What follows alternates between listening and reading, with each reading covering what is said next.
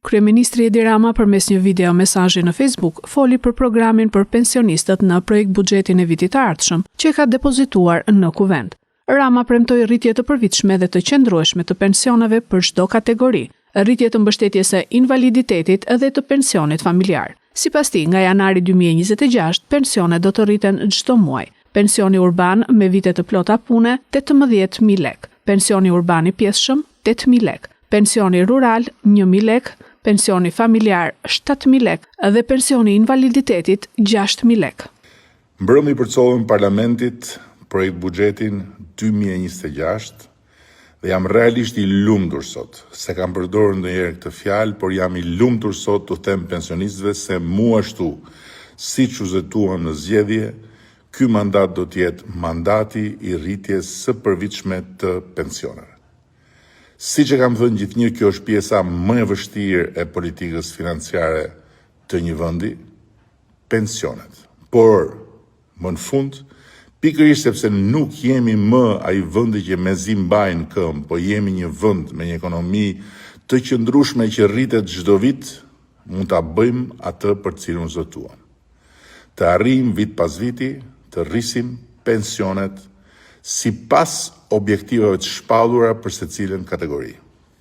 Kështu, pensionistët tanë, përveç se do të marrin këtë dhjetor, bonusin e fundvitit, duke filluar nga janari do të kenë një rritje tani më të shtrirë muaj për muaj, përmbi indeksimin e përvitshëm natyrisht.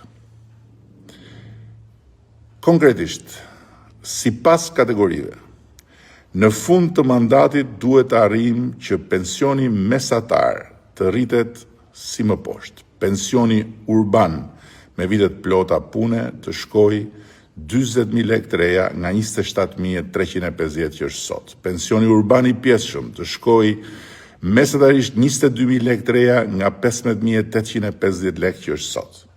Pensioni rural të shkojë 18.000 lek të reja nga 11.500 që është sot. Pensioni familjar të shkojë 18.000 lek të reja nga 11.400 që është sot.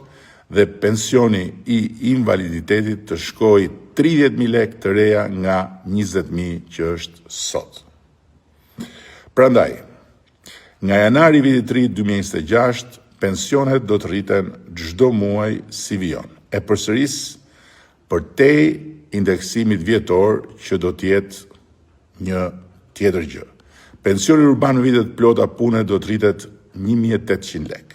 Pensioni urban i pjesshëm do të rritet 800 lek. Pensioni rural do të rritet 1.000 lek. Pensioni familjar do të rritet 700 lek. Pensioni i invaliditetit do të rritet 600 lek. Në vitet në vijim, të njëjtat shifra do të dyfishohen për secilin kategori në 2027, do të trefishohen në 2028, do të katërfishohen në 2029 për të arritur vlerën e premtuar në qershor të këtij viti, ku shqiptarët na dhanë plot 83 mandate.